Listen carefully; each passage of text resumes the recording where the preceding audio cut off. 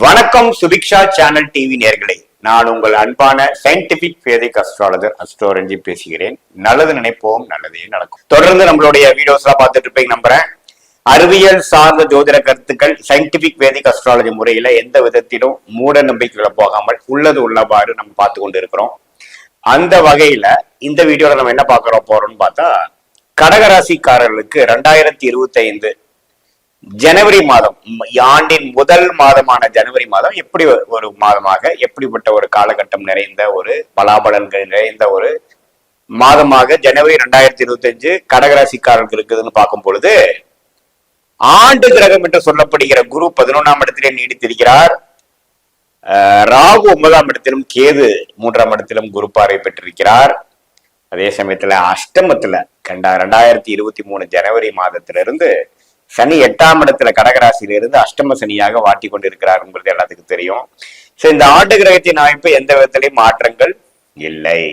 So இப்ப மாத கிரகத்தின் மாற்றம் எப்படி இருக்க போகுதுன்னு பார்க்கும் பொழுது, 2025 மார்ச்சுக்கு அப்புறம் ஒரு அஷ்டம சனி தாக்கத்திலிருந்து வெளியில வரக்கூடிய கடகராசிக்காரர்கள் என்னென்ன பலன்கள் அனுபவிக்க போறாங்களோ அதுக்கு கொடுக்கக்கூடிய ஒரு பவுண்டேஷன் நிறைந்த ஒரு ஆரம்ப கட்ட மாதமாக ஜனவரி 2025 இருக்கக்கூடியதுங்கிறது கிரக அமைப்பு மூலமாக பரிபூர்ணமாக நமக்கு தெரிகிறது.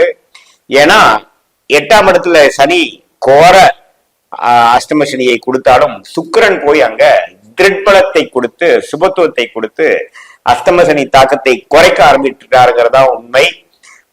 கொஞ்சம் அப்படியே ஃபண்டிங்கு, நம்ம எதிர்பார்த்த பண வரவுகள், எதிர்பார்த்த டெவலப்மெண்ட்ஸ் இன் அவர் லைஃப், வேலையை இழந்தவங்களுக்கு வேலை, பணத்தை இழந்தவங்களுக்கு பணம், மரியாதையை இழந்தவங்களுக்கு கொஞ்சம் திரும்பி சில இடத்துல இருந்து ரெகக்னிஷன் கிடைக்கக்கூடிய அமைப்புகள், இது எல்லாமே படிப்படியாக கிடைக்கக்கூடிய அமைப்பு வந்து ஜனவரி மாதம் 2025 கடகராசிக்காரர்களுக்கு உண்டு. குருவின் பார்வை 7ஆம் இடம் இருக்கிறதுனால நண்பர்களாலையும் உற்றார் உறவினர்களையும் நம்ம வாழ்க்கையில சந்திக்கக்கூடிய நபர்கள் மூலமாக சில பெனிஃபிட்ஸ், சில சப்போர்ட் எல்லாம் நமக்கு நீடித்து கிடைத்து இந்த அஷ்டமசனி தாக்கத்திலிருந்து வெளியில வந்து முதல் நம்ம எப்படி இருந்தோமோ அதுக்கு மேல வந்து ஜெயிச்சு காட்டக்கூடிய அமைப்பை கொடுக்கக்கூடிய ஒரு நல்ல ஒரு கிரக அமைப்பு வந்து கொஞ்சம் அப்படியே கைகூடி வந்து கொண்டிருக்கிறது. கடகராசிக்காரர்கள் உங்களுக்கு வந்து விடிவு காலம் பக்கத்துல வருதுங்கிறது ஜனவரி மாசம் காட்டி கொடுத்து விடும். அதே சமயத்துல குருவின் பார்வை புதனுக்கு பெற்றனால கொஞ்சம் புத்தி நல்லா வேலை செய்து, மாணவர்களா இருந்தாலும் சரி, இந்த அக்கௌண்ட்ஸ், ஐடி, சாஃப்ட்வேர் அது மாதிரி முறையில் இருந்தாலும் சரி, நல்லாவே வந்து முதல்ல இருந்த கிளாரிட்டியோட இப்போ கொஞ்சம் நல்லாவே வந்து புரிதலோட, முயற்சியோட, ஒரு கோல் ஓரியன்டேஷனோட, ஒரு தீர்க்கமான முடிவோட செய்யப்படக்கூடிய அருமையான ஒரு கிரக அமைப்பு புதனும் கொடுக்கிறார். அவரும் பாத்தீங்கன்னா என்னதான் குருவின் பார்வையிலிருந்து தனுசுக்கு மாறி விலகினாலும் ஒரு மாதத்தின் இறுதி 2 வாரங்கள்ல வந்து எகேன் குருவின் பார்வைகளை வரார். சோ தப்பு இல்லை. இந்த மாதம் குறிப்பாக தை மாசத்துக்கு அப்புறம் பாத்தீங்கன்னா இன்னமே நல்ல பலன்களை கொடுக்கக்கூடிய அமைப்புகள் கடகராசிக்காரர்களுக்கு குருவின் பார்வை 5ஆம் இடம் 7ஆம் இடத்துல விழுகிறதுனாலையும், முயற்சி ஸ்தானம் என்று சொல்லப்படுகிற 3ஆம் இடத்துல விலகிறதுனாலையும் பரிபூர்ணமாக இருக்கிறது. அதே சமயத்துல சூரியனோட பெயர்ச்சி மகர ராசிக்கு சூரியன் தை மாசம் பிறக்கிறப்ப மாறுறதும் பாத்தீங்கன்னா ராசிக்கு 7ஆம் இடம் கேந்திர பலம் பெற்று 6ஆம் இடத்துல மறைந்திருந்த சூரியன் தனாதிபதி, தனஸ்தானாதிபதி 6ல் மறைந்து பெரிய பலன் கொடுக்க முடியாம இருந்த சூரியன் தை பிறந்தால் வழி பிறக்குங்கிற ஒரு வாசகத்துக்கு பொருந்துற மாதிரி அருமையான பலன்களை கொடுக்கக்கூடிய சூரியன் குருவின் பார்வையும் பெற்று தனஸ்தானதியை நல்ல திருட்பலம் பெற்று வரவேண்டிய பணம் கைகேறி வரக்கூடிய அமைப்புகள், திடீர் பணவரவு, போன பணம் திரும்பி வருவது, இன்வெஸ்ட்மெண்ட் மூலமா வந்தது வந்து ஒரு நல்ல பெருத்த லாபம் பெறுறது, அது மாதிரி பல நல்ல விஷயங்கள் வந்து கிடைக்கக்கூடிய அமைப்புகள் சூரியனும் கொடுக்கிறார். சுக்கிரன் பாத்தீங்கன்னா என்னதான் 8ல மறைந்திருந்தாலும் அவர் வந்து அஷ்டமசனி தாக்கத்தை குறைக்கிறதுக்கு உதவுகிறார். சோ சூரியனோட பயிற்சி நல்லா இருக்கு, சுக்கிரனோட பயிற்சி நல்லா இருக்கு, புதனின் பயிற்சி விருச்சிகம், தனுசு, மகரம், இந்த 3 ராசிக்கும் அடுத்தடுத்து இந்த மாதத்தில் டிராவல் பண்ணக்கூடிய சஞ்சரிக்கக்கூடிய அமைப்புகளும் நம்ம ஒரு நல்ல அமைப்பாக தான் இருக்கிறது. செவ்வாய் வந்து ராசிக்குள்ளேயே நீச்சமா இருந்ததுனாலும் அது வந்து அவர் ராஜயோக அதிபதியாக இருக்கிறதுனால கொஞ்சம் கோபதாபங்கள் அப்பப்ப கொடுக்கலாம், டென்ஷன்கள் கொடுக்கலாம், கொஞ்சம் நம்ம எதிர்பார்க்கிற விஷயங்கள் அவ்வளவு வேகமாக நடக்காமல் கைக்கு வந்தது வாய்க்கு வரவில்லையேங்கிற மாதிரி சில டென்ஷன் சிச்சுவேஷன்ஸ் கொடுக்குமே ஒழிய ஒரு சாதகமற்ற பலனை கொடுக்கக்கூடிய அமைப்புல அவரும் இல்லைங்கிறது நம்ம கண்டிப்பாக தெரிந்து கொள்ள வேண்டும். சோ எல்லா கிரகத்தின் அமைப்புகளும் கொஞ்சம் அஷ்டமசனி தாக்கத்தில் கடந்த 1.5 வருஷம் 1.25 வருஷமாக குறிப்பாக ஆயிலி நட்சத்திரக்காரங்க பூச நட்சத்திரக்காரங்களாம் கடந்த ஒரு வருஷமா படுத்துனதுதான் உண்மை.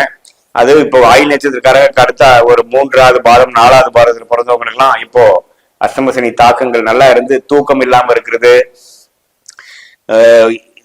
சில விஷயங்கள் மறந்து போயிடுறது, என்ன செஞ்சங்கிறது அடுத்த நாளே மறந்துடுறது, கிளாரிட்டி இல்லாம செயல்படுறது, எந்த ஒரு சிஸ்டமேட்டிக் ப்ராசஸ்குள்ளேயும் போக முடியாம இருக்கிறது எல்லாம் கொஞ்சம் படிப்படியாக குறைந்து ஒரு இயல்பான வாழ்க்கைக்கு வந்து நல்ல இதுவரைக்கும் 2023 இருந்ததோட 25 ஏப்ரலுக்கு அப்புறம் நல்லா செட்டில் ஆயிட்டாங்க.